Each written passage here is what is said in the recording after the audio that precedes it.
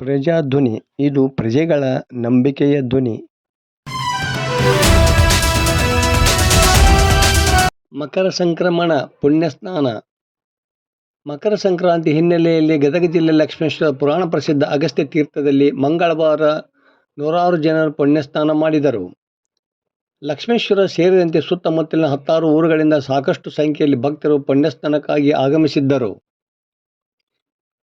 ತೀರ್ಥದಲ್ಲಿನ ಕಲ್ಲಿನಿಂದ ನಿರ್ಮಿಸಿದ 2 ಹಳೆ ಬಾವಿಗಳು ಇದ್ದು, ಪ್ರತಿ ವರ್ಷ ಮಕರ ಸಂಕ್ರಾಂತಿ ದಿನ ಜನರು ಬಾವಿಯಲ್ಲಿ ಸ್ನಾನ ಮಾಡುವುದು ಹಿಂದಿನಿಂದ ನಡೆದು ಬಂದ ಸಂಪ್ರದಾಯ.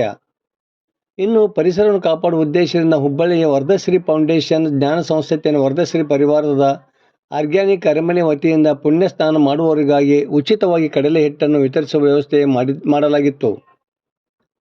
ಫೌಂಡೇಶನ್ದವರು ಕಳುಹಿಸಿಕೊಟ್ಟ ಕಡಲೆ ಹಿಟ್ಟನ್ನು ಪಟ್ಟಣದ ಯುವ ಗೆಳೆಯರ ಬಳಗ, ಸೋಮೇಶ್ವರ ಭಕ್ತ ಸೇವಾ ಟ್ರಸ್ಟ್ ಹಾಗೂ ತಾಲೂಕು ಹಿರಿಯ ನಾಗರಿಕ ವೇದಿಕೆಯವರು ಜನರಿಗೆ ವಿತರಿಸಿದರು. ಈ ಸಂದರ್ಭದಲ್ಲಿ ಸೋಮೇಶ್ವರ ಭಕ್ತ ಸೇವಾ ಟ್ರಸ್ಟ್ ಅಧ್ಯಕ್ಷ ಚಮ್ಮಣ್ಣ ಬಾಳಿಕಾಯಿ, ಮಹೇಶ್ ಹೊಗಿಸೊಪ್ಪಿನ, ಡಿ.ಎಂ. ಪೂಜಾರ, ರಾಮು ಪೂಜಾರ, ಶಿವಣ್ಣ ಮಾನ್ವಿ, ಶಿವಾನಂದ ಲಿಂಗಶೆಟ್ಟಿ, ಕಿರಣ ನವಲೆ, ಗಂಗಾಧರ ಮೇಗೇರಿ ಸೇರಿದಂತೆ ಮತ್ತಿತರರು ಇದ್ದರು.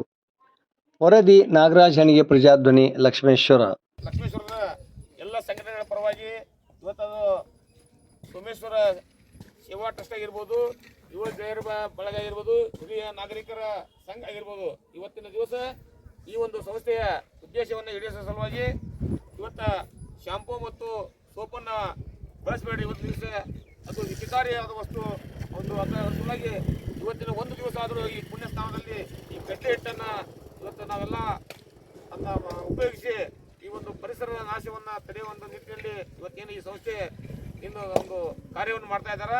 ಆ ಕಾರ್ಯಕ್ಕೆ ಲಕ್ಷ್ಮೇಶ್ವರದ ಎಲ್ಲ ನಾಗರಿಕರು ಒಂದು ಕೈ ಜೋಡಿಸುವ ಸಲುವಾಗಿ ಲಕ್ಷ್ಮೇಶ್ವರ ನಾಗರಿಕರ ಪರವಾಗಿ ಎಲ್ಲ ನಾಗರಿಕರಿಗೆ ಇವತ್ತು ಸ್ನಾನ ಮಾಡುವಂಥ ಈ ಅಗಸ್ತ್ಯದಲ್ಲಿ ಈ ಒಂದು ಕಡ್ಲೆ ಹಿಟ್ಟಿನ ಒಂದು ಉಚಿತವಾಗಿ ಈ ಒಂದು ಹಿಟ್ಟನ್ನು ಪೂರೈಕೆ ಮಾಡಲಾಗ್ತಾ ಇದೆ.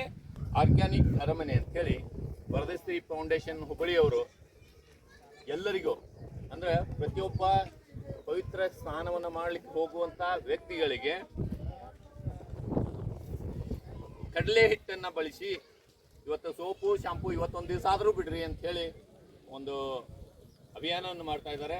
ಆ ಅಭಿಯಾನಕ್ಕೆ ನಮ್ಮದು ಒಂದು ಅಳಿಲೆ ಸೇವೆ ಅಂಥೇಳಿ ನಾವೆಲ್ಲ ಕೈ ಜೋಡಿಸಿದ್ದೀವಿ.